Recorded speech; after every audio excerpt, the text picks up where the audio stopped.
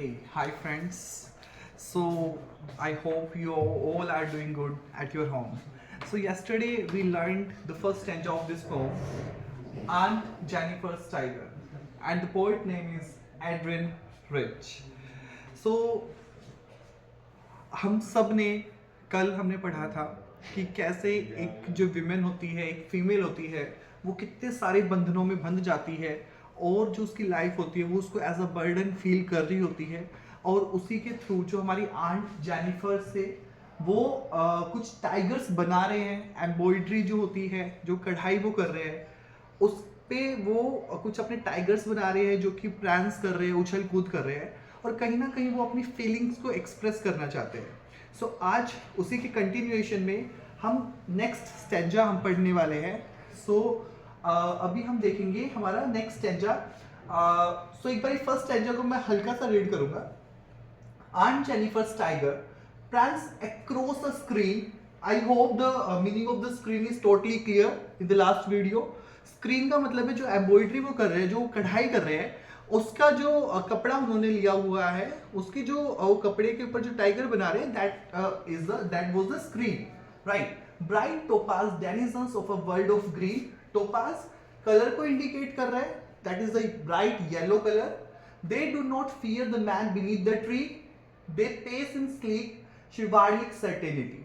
और जो वो टाइगर उन्होंने बनाए थे आंट जेनिफर ने, वो किसी से नहीं डर रहे हैं।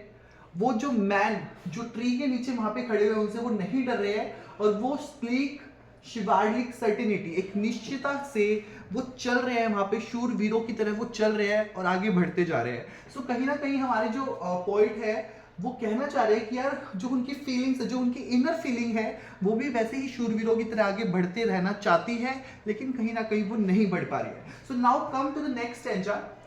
Aunt Jennifer's fingers fluttering through her wool find even the ivory needle hard to pull. See students, अब यहाँ पे वो क्या कह रहे हैं? आप सबके घरों में आपकी मम्मी दादी सब जो वूल से स्वेटर बना रहे होते हैं, राइट। सो सिमिलरली हमारी जो आंट जेनिफर है वो भी वूल जो है और जो यहाँ पे आइवरी निडल से, आप यहाँ पे इस वर्ड को ध्यान दीजिएगा। आइवरी निडल का मतलब क्या होता है बच्चे? जो हमारे पहले के टाइम में जो हाथी के दांतों से निडल बनाई जाती थी वो बहुत लाइट वेटेड होती थी, राइट।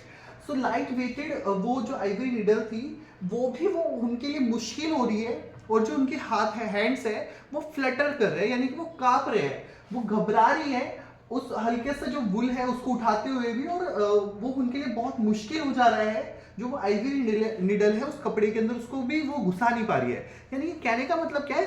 दिखने में तो एनर्जी है लेकिन कहीं ना कहीं अंदर से उनकी एनर्जी टोटली फिनिश हो चुकी है और इतनी भी एनर्जी नहीं है कि वो उस निडल को पुल कर सके। The massive weight of uncle's wedding band sits heavily upon aunt Jennifer's hand. See बच्चे, वेडिंग बैंड का क्या मतलब है?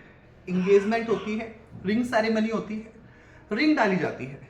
सो वो दिखने में तो रिंग बहुत लाइट होती है, राइट, इतनी कोई हैवी नहीं होती है, लेकिन यहाँ पे कह रहे the massive weight of uncle's wedding band. लेकिन उस रिंग के साथ जो रिस्पॉन्सिबिलिटी एक वुमेन के ऊपर आती है, कहीं ना कहीं उनका जो वेट होता है ना वो बहुत मैसिव होता है, बहुत ज्यादा होता है, जो कि हर कोई उसको सहन नहीं कर पाता है। और सिमिलरली हमारे जो पॉइंट है, जो हमारे आंट जेनिफर है, वो भी वैसा ही फील कर रहे हैं, उन बंधनों को वो फील कर रही है और वो कहीं ना कहीं अंडर प्रेशर वहां पे आ जा रही है। तो इसीलिए यहाँ पे वर्ड लिखा गया है the massive weight of uncle's wedding band sits heavily upon aunt Jennifer's hand.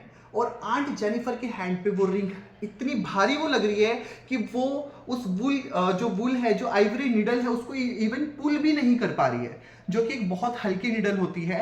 क्यों नहीं कर पा रही है बच्चे? क्योंकि वो जो उनके जो हस्बैंड वेडिंग्स बैंड है वो बहुत मैसिव वेट उनको फील हो रहा है उसका, ठीक है। I hope the second paragraph also clear to all the students. Now come to the third stanza. When aunt is dead her terrified hands will lie still ringed with ordeal she was mastered by. बच्चों, what is the meaning of these lines? यहाँ पे वो बता रहे हैं कि अब जो आंट जेनिफर है ऑब्वियस सी बात है वो ओल्ड हो चुकी है, ठीक है। तो एक टाइम ऐसा भी आएगा जब वो डाई हो जाएंगी, जब वो इस दुनिया में नहीं रहेंगी, लेकिन हर टेरिफाइड हैंड्स विल लाई, लेकिन जो उनके कमजोर हाथ है वो फिर भी वो झूठ बोलेंगे।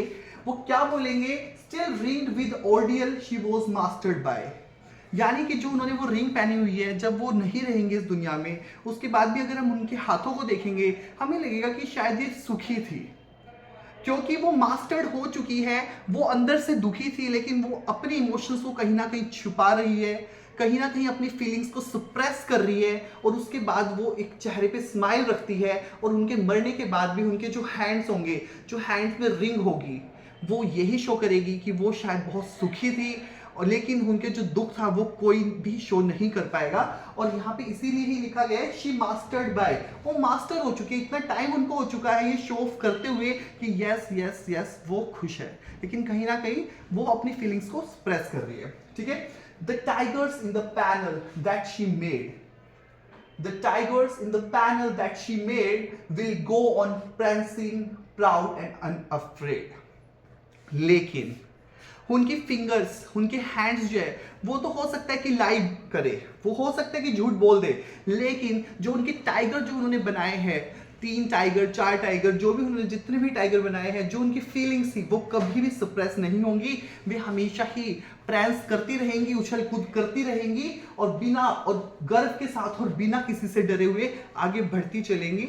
और यही जो है हमारी पोएम है, और आई होप ये पोएम आपको क्लियर हुई होगी बच्चे। और ये पोएम एक बेसिकली हम कह सकते हैं कि हमारे रियल लाइफ के बेस्ड है, क्योंकि जितनी भी वीमेंस है, चाहे हमारी सिस्टर्स है, चाहे हमारी मदर्स है, चाहे हमारी ग्रैंड मदर है, सबके सब कहीं ना कहीं एक बंधनों में बंध जाते हैं, और हमारा उस तरफ ध्यान ही नहीं जा रहा है। सो जो पोइट है उन्होंने अपनी फीलिंग्स को यहाँ पे शो करते हुए ये पोएम को लिखा था। नाउ बच्चों, अभी हम कुछ न्यू वर्ड्स हम इसके पढ़ेंगे।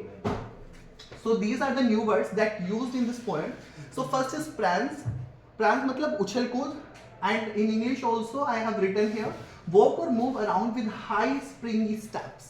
The second is topaz. Topaz, we know that it's a bright yellow colored stone. Denizens means an animal that lives or is found in a particular place. The sleek means elegant. Chivalric, being courteous, especially to women, an act of a gentleman. Ordeal, extremely severe test or experiences. बच्चे यहाँ पे ordeal word new है हम सभी के लिए। इसका मतलब होता है जो हम डेली रूटीन में जो एक्सपीरियंस करते हैं, ठीक है। सीवियर टेस्ट जो हम बार बार दे रहे हैं उनको हम ordeal हम बोलते हैं, ठीक है। Next is prancing, to move around proudly.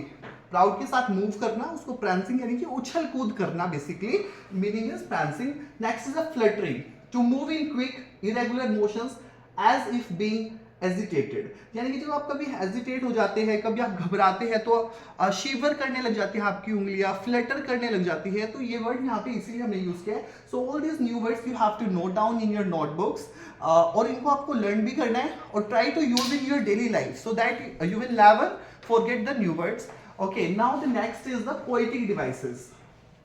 So अब हमारी हर पोयम में बच्चे, जैसे हिंदी में हम अलंकार यूज करते हैं। अलंकार किस लिए किया जाता है? यानी कि आभूषण, यानी कि किसी भी पोयम को और एनहांस करने के लिए, उसके मीनिंग को और अच्छा बनाने के लिए हम अलंकार यूज करते हैं। Similarly, we are using the poetic device in our poems. So the first poetic device is the alliteration. बच्चे ध्यान देंगे, alliteration का मतलब क्या होता है? जब कोई भी दो वर्ड्स सेम अल्फाबेट से शुरू हो। For example, finger fluttering, so the finger word is started with the F alphabet while the fluttering is started with the F alphabet. F and F both are same. So here which poetic device is used? Alliteration. Finger, fluttering, prancing, proud. The P, P and the F, F. I hope alliteration is clear to all of you. Now the next is symbolism.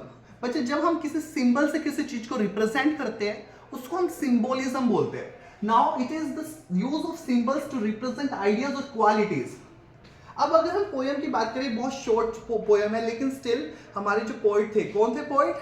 Adrian Rich. Exactly, Adrienne Rich ने यहाँ पे फिर भी symbolism बहुत सारा use किया है। The first is bright topaz denizens. देखो यहाँ पे टोपाज मैंने बताया था आपको, टोपाज क्या होता है, एक ब्राइट कलर का स्टोन है, और यहाँ पे वो डायरेक्टली येलो कलर भी लिख सकती थी, बट स्टिल उन्होंने क्या लिखा, bright topaz denizens represent tigers elegant colour. ये उनके टाइगर के एलिगेंट कलर को दिखाने के लिए उन्होंने टोपाज वर्ड का, ब्राइट टोपाज का यहाँ पे उन्होंने यूज किया।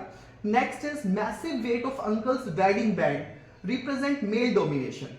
देखिए बैंड तो हल्का ही होता है राइट, लेकिन फिर भी उन्होंने यूज किया कि massive weight of uncle's wedding band. यहाँ पे वो क्या दिखाना चाह रहे हैं कि मेल डोमिनेशन है, यानी कि हमारी सोसाइटी जो है मेल डोमिनेटेड है आज भी, और कहीं ना कहीं फीमेल वहाँ पे सप्रेस हो जाती है। उसी को दिखाने के लिए उन्होंने ये सिंबल यहाँ पे यूज किया, वेडिंग बैंड का जो है वो यहाँ पे इन्होंने मेल डोमिनेशन को दिखाने के लिए यूज किया। और जो टाइगर था वो भी तो सिंबल ही है बच्चे, टाइगर का और कोई मोटिव नहीं है यहाँ पे, टाइगर एक सिंबल है जो कि उनकी हिडन डिजायर्स जो है, उनकी जो फीलिंग है, इनर फीलिंग है, उसको दिखाने के लिए उन्होंने यूज किया है। So all this three symbols she has used in this poem, ठीक है, जिससे कि वो इस पोएम को और अच्छा बना सके। Now the next one is personification. It is the attribution of human characteristics to animals and non-human things. यानी कि पर्सोनिफिकेशन बच्चे मतलब मानवीकरण, हिंदी में अगर हम बात करें मानवीकरण। और इसमें क्या होता है कि जो हमारी ह्यूमंस की जो करेक्टरिस्टिक्स होती है, हम वो या तो एनिमल्स में डाल दें या फिर किसी नॉन लिविंग थिंग्स में हम उसको डाल देते हैं, दैट इज अ पर्सोनिफिकेशन। यहाँ पे एक एग्जाम्पल मैंने लिखा हुआ है, Shivalik is a word which was use night in medieval times, but here it is used for the tigers. Shivalik means बच्चे क्या होते हैं, शूरवीर। शूरवीर हमारे क्या होते थे, योद्धा होते थे राइट, जो योद्धा जो राजा के साथ चल रहे हैं या फिर जो मेन योद्धा होते थे उनको हम शूरवीर बोलते थे। यहाँ पे जो शूरवीर वो वर्ड यूज कर रहे हैं वो टाइगर्स के लिए कर रहे हैं, कि जो टाइगर्स है, जो डिजायर्स है उनकी, वो शूरवीरों की तरह बढ़ती रहेगी आगे।